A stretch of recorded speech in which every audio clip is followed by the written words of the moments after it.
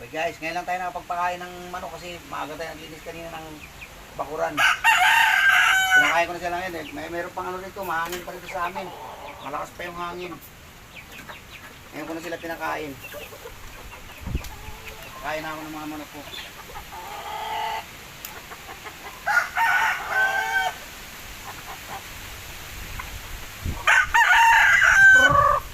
Kawawa kasi pag bigyan na pakain eh. Kailangan maasikaso rin sila. Ano yung mga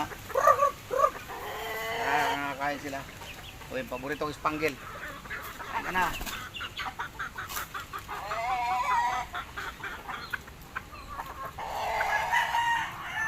Sila guys. Ayan, mga tinambak-tambak na namin kanina yung mga ano. Dinilinis. Unti-unti namin dahil hindi, bumaha ng ano. Bumaha ng dito. Bumaha ng dahon. Dahon ng mga mangga namin.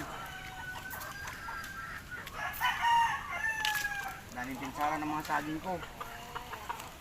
Grabe yung ano. Mga sira. Makahabo ka siguro guys. Dito kayo sa ano. Live.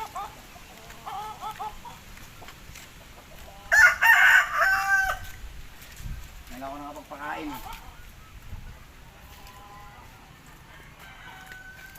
Diba?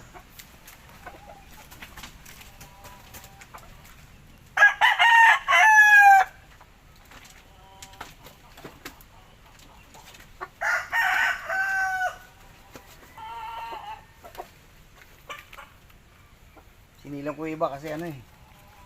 Dahil malakas kagabi, iba naman hindi ko na naisilang dahil nabutan ako ng malakas na ulan.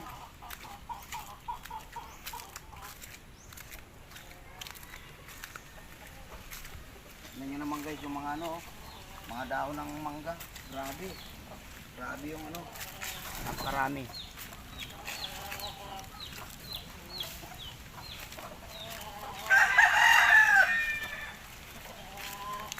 Ano na mga manok ko. Maligtibay naman sila, hindi sila na ano ng ulan naapiktuhan.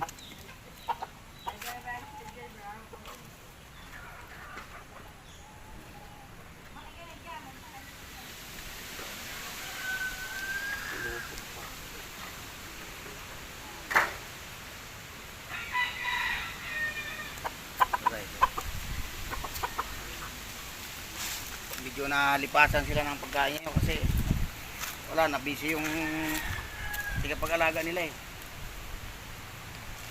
Sige guys, yan lang muna. Bye bye.